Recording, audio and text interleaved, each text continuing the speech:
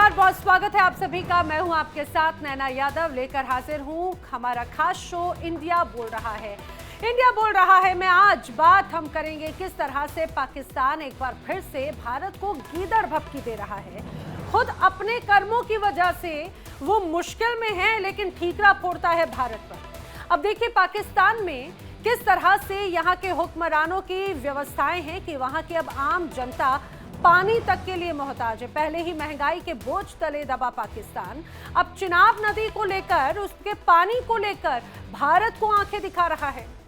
किस तरह से अब बौखलाहट सीधे सीधे नजर आती है वो हम आपको बताएंगे कि किस रूप में यहाँ पर लगातार एक एक करके पाकिस्तान की मुश्किलें बढ़ती हुई नजर आती हैं। बूंद बूंद को तरसा पाकिस्तान भारत को गीदड़ भभकी देता है। और सोचिए पाकिस्तान के ऐसे हालात हैं कि अब पाकिस्तान को अपनी आवाम की प्यास बुझाने के लिए नया कर्ज यूरोपीय यूनियन से लेना पड़ रहा है। और इसी कर्ज के चलते पाकिस्तान एक बार फिर से मुश्किलों में घिरता हुआ नजर आता है, और लेकिन इसका ठीकरा वो फोड़ता है भारत पर। तो पाकिस्तान एक बार फिर से तड़पता हुआ नजर आता है। एक बार फिर पाकिस्तान पानी के लिए बूंद बूंद को तरसने वाला है। वजह है सिंधु जल संधि।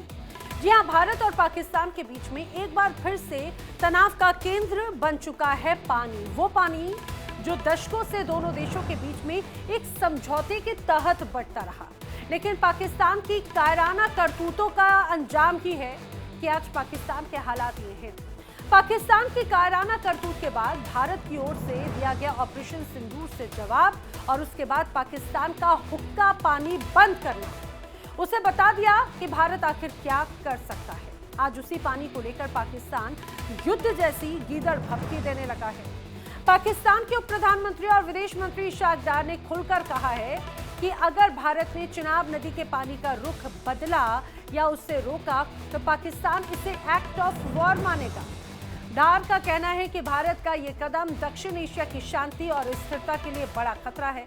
लेकिन बड़ा सवाल दरअसल ये है कि पाकिस्तान को वाकई में इस बात का डर सता रहा है कि भारत अब सिंधु जल संधि को लेकर कोई बड़ा और स्थायी फैसला ले सकता है।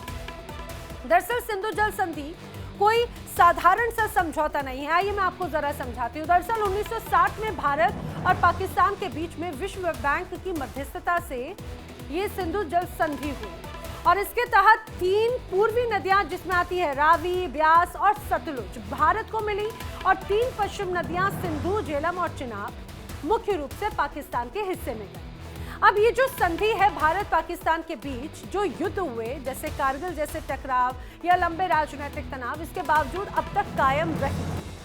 अब इसे अक्सर दुनिया के सबसे सफल जल समझौतों में गिना जाता रहा, लेकिन अप्रैल 2025 में तस्वीर बदली।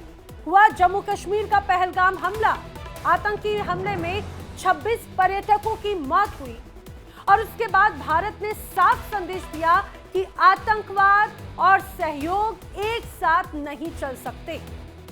भारत ने सिंधु जल संधि को एक तरफा रूप से निलंबित कर दिया, और इसके बाद में भारत के सामने पाकिस्तान बार बार गीदड़ भभकी देने लगा। इतना ही नहीं बल्कि पाकिस्तान की चिंताएं इसके साथ और बढ़नी भी शुरू हो गई। जिस रूप में एक बार फिर से वही तस्वीर नजर आती है, उससे ये तो स्पष्ट हो जाता है कि यहाँ पर एक बार फिर से डर है कि कहीं भाई पाकिस्तान की जो हरकतें हैं, एक बार फिर अगर हिंदुस्तान की तरफ से कोई एक्शन लिया जाता है तो आने वाले वक्त में मुश्किल ना बढ़ जाए।